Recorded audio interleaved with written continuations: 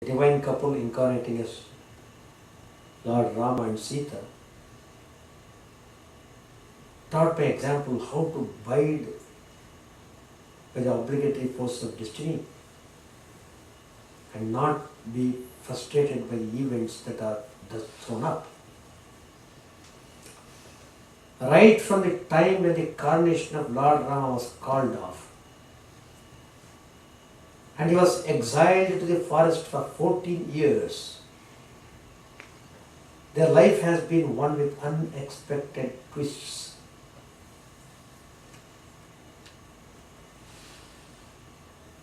But how did Rama behave? He was not swayed by those twists. He has shown how one can remain steadfast in the observance of righteous living, even in adverse circumstances. At the same time, he projects the human emotions of compassion, love, gratitude, and other virtues in a very realistic manner. He broke down in sorrow when he realized that Sita has been missing from the hermitage. Sita had succumbed to the sight of the golden deer and wished to possess it. She had urged Lord Rama to get the deer, but both Lord Rama and Lakshmana tried to impress on Sita that this golden deer was unreal and they suspected it to be the work of demons. Sita's longing for the golden deer is her weakness, and she pays for this with a period of lonely life in Ashokuman of Lanka. Because she has prayed for the deer, that caused the way for abducting Janaki and for a most suffering life in Ashokuman in Sri Lanka. The deer was Maricha in disguise, a Rakshas, a demon. And he was acting according to the plan of Ravan to lure away both Lord Rama and Lakshman so that Ravan could forcibly take Sita away when she was alone and helpless. Please note, Rama and Janaki, they are divine incarnations, no doubt, but they didn't display their divine powers. They could have done anything, miracle. They didn't want to do that. They want to behave in a human way, 100%. To show us how to face a situation, how to run through. Not through some miraculous powers.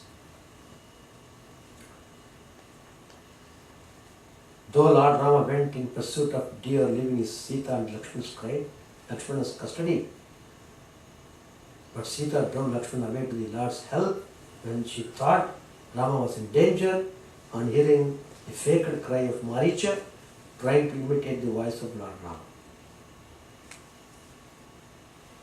At this juncture, it is the bird Jatayu that gives life to a dejected and broken Lord Rama by indicating that Sita had been abducted by Ravan. Before any further information could be given, Jatayu breathed his last. With his wings clipped, Lord Rama was able to surmise that Jatayu must have fought bravely against the powerful Ravan. So it is like that. So Sri Ramakrishna is telling us pointedly, do your duties properly, repeating God's name all the time. Maintain right spiritual attitude. Keep the mind as much as possible clean and pure. Engage yourself in spiritual activities, and whatever activities you may be doing, household chores, always think of God while doing such activities.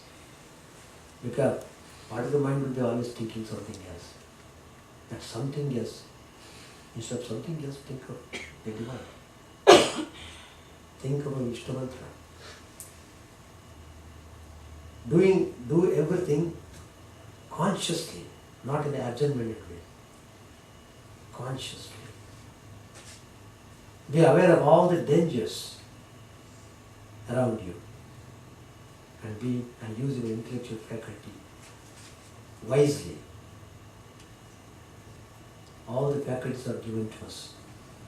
To use them properly, to know them how to use them properly, and to go in spiritual path rather than on the worldly path. Worldly path leads to suffering and bondage. Spiritual path leads to happiness and liberation. Liberation and happiness. So, let us try to understand the masterly teachings of Sri Ramakrishna. The whole gospel, page to page, line by line, is a teaching. Take as much as you want, as much as you can. Focus on it, practice it, be contented with it. Sri Ramakrishna has given millions of instructions. It is meant for all people practicing religion. It's meant for whole humanity. It's not meant only for one particular individual. It is scattered, open. The divine treasure is open, no locks. With your little hand, how much you can carry, you carry it. And be satisfied. Don't worry about other things. God is there to worry about His creation. You are not to worry.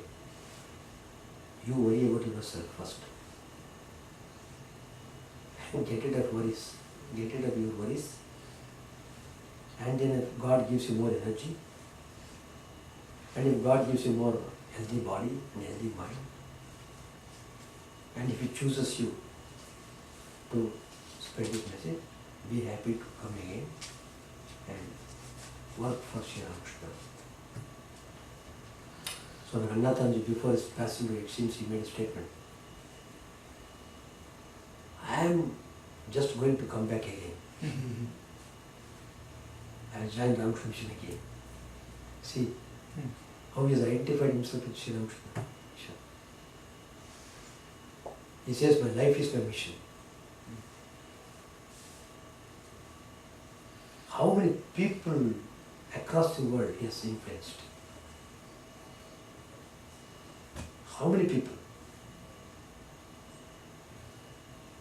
And how he did it? The whole life was devoted to Swami Vivekananda. As a young brahmachari, novice, he read Vivekananda complete books 50 times. 50 times. Complete books of Vivekananda, 8 volumes. Now the 9th volume has come. 8 volumes of Sri Vivekananda works. Swami Rangathanji memorized everything, read it 50 times. When he was a novice, working as a cook, brahmachari cook, in Ramakrishna Ashram, Mysore. And that 50 times of reading with great interest and depth, galvanized him.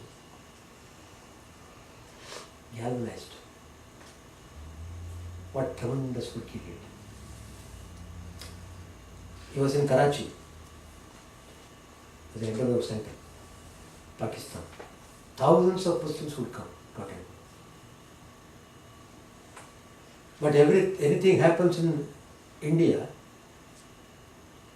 they would attack our ashram in Karachi. And every time this attack, it was becoming more and more frequent. Then Rangathanji thought, well, probably this is not the place for us to work. This constant attacking, Not that Swami was afraid of, but what about the others, brahmacharis and others? They can't carry on. So he thought of selling the property. One Muslim fellow came and helped to sell the property.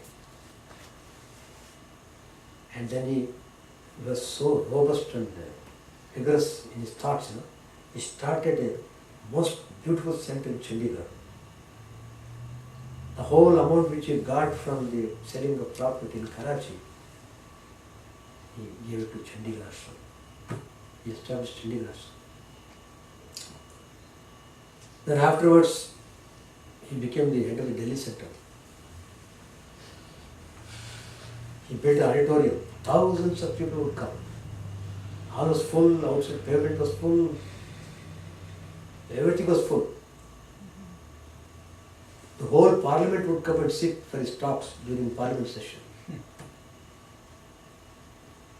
And Nehru family, anytime he wants, he can go directly meet them and talk to them without any appointment.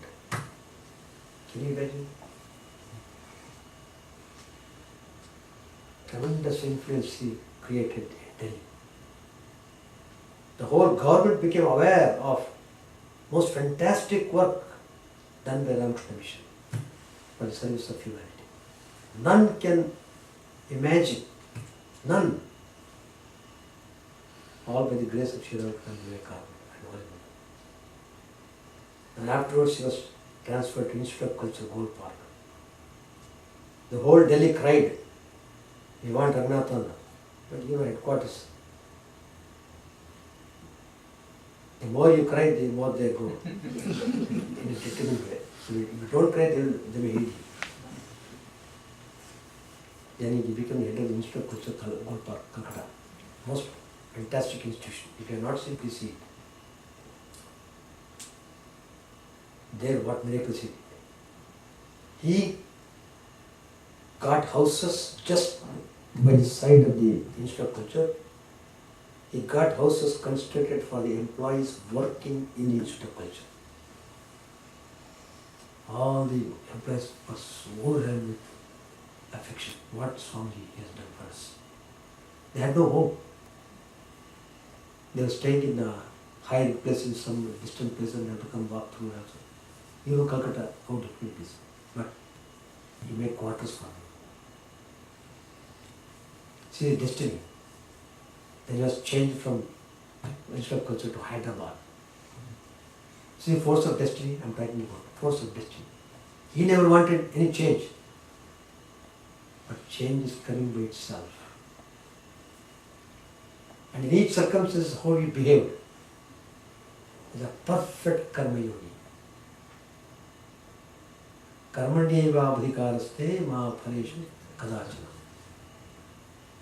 Work is my duty. That's all. And you would feel 100% joy in doing work. And Hyderabad Center, it was previously near airport. All the time, the sound of the planes, burr, burr, burr. You can't carry any activity there. Swamiji took a bold step. He closed the center.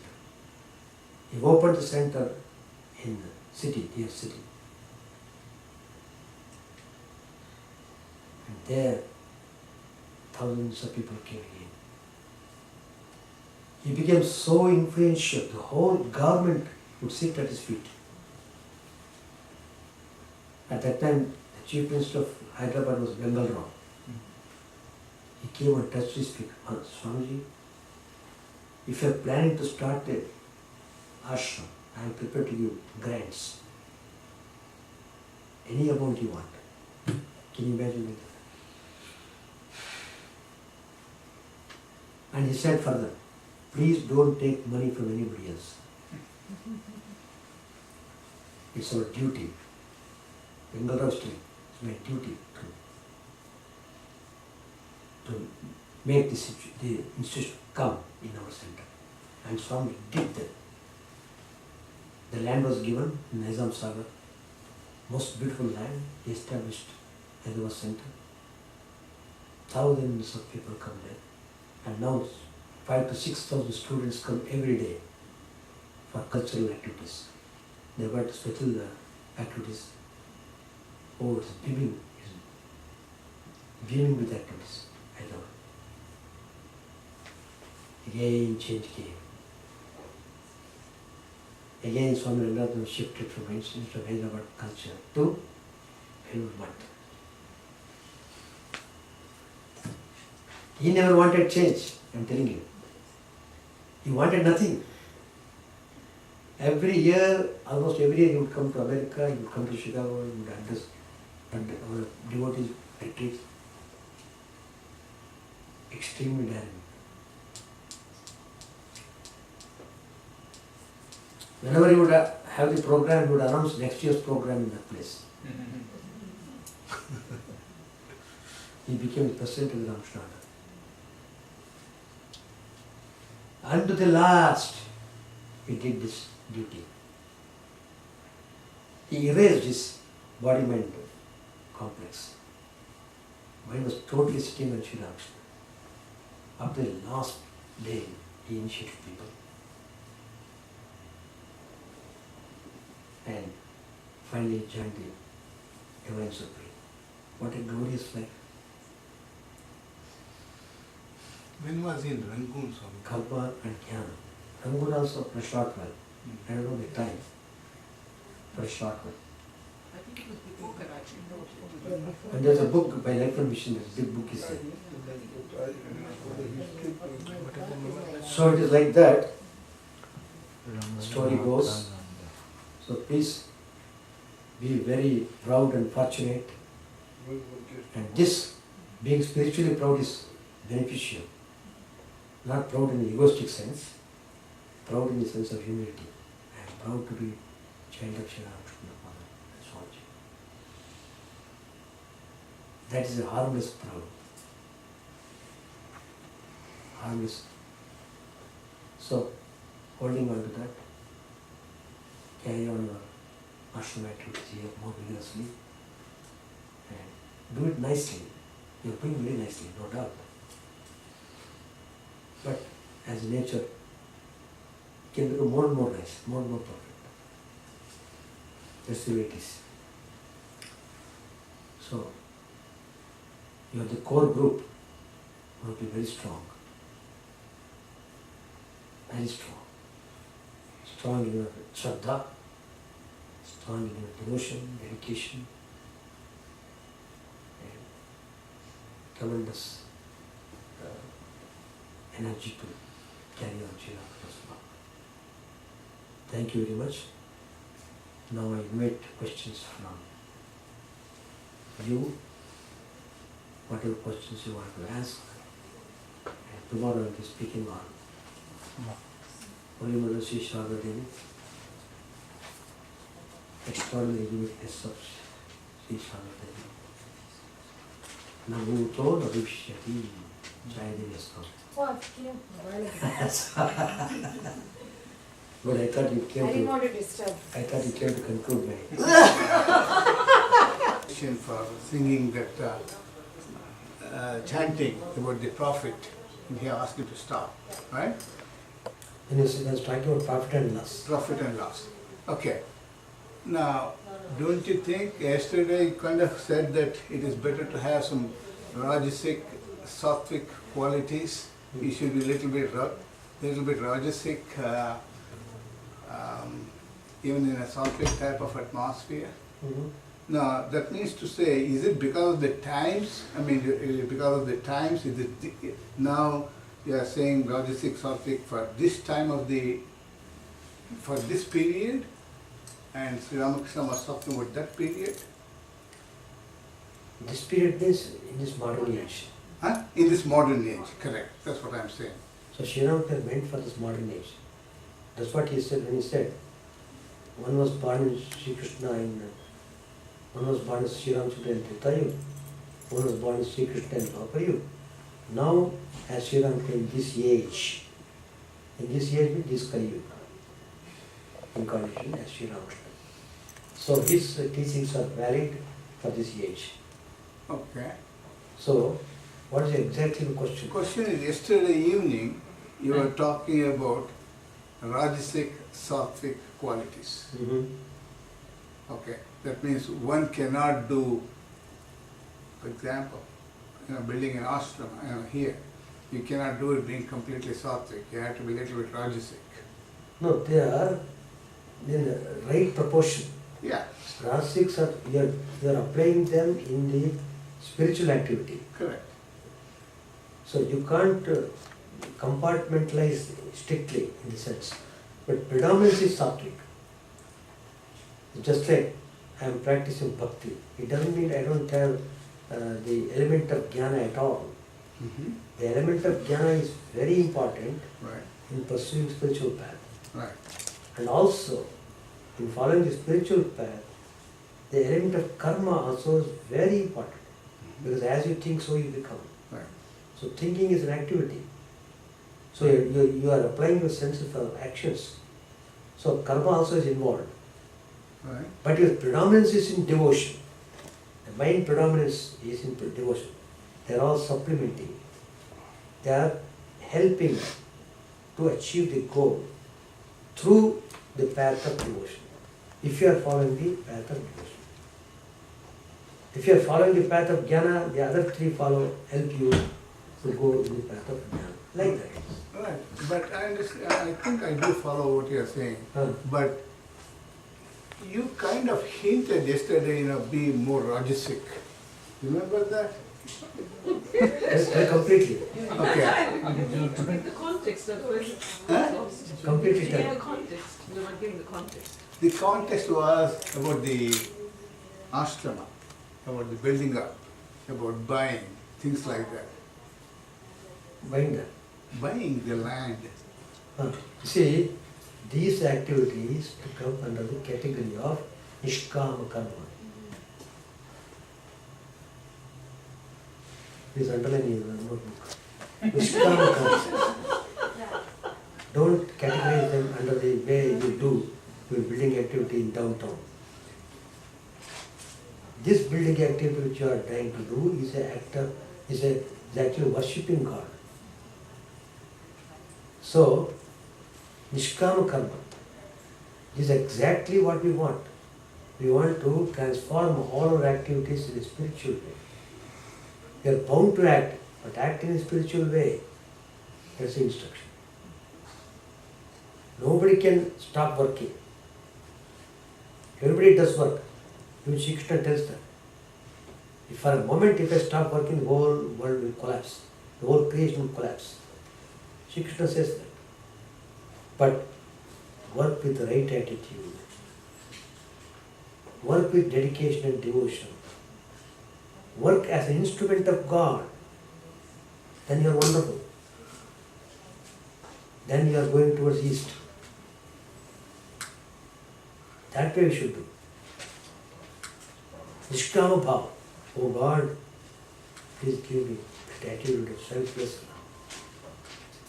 Otherwise, how do you become selfless at all? Tell me. And this building you are doing is not for your individual self. It's not for your personal glory. It is for the glory of Sri Ramakrishna. So, this activity must uplift you from dreadful worldly type of activity.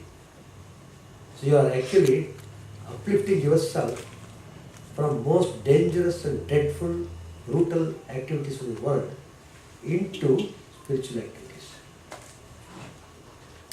So building the building, buying the land, struggling to get the money, appealing to people, they all come under the category of nishkama karma. As long as you are pursuing nishkama karma, you are away from danger. And you are protected by none other than God Himself. No other protection is required. Because you have surrendered your total being to Sri Ramakrishna. Oh Lord, I am doing your service. If you are sincere in that attitude, you can never be hypocritical.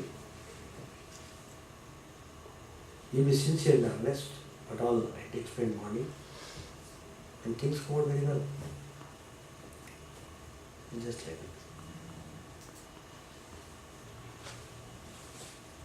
So, to answer Prasad's question, when Use the microphone then.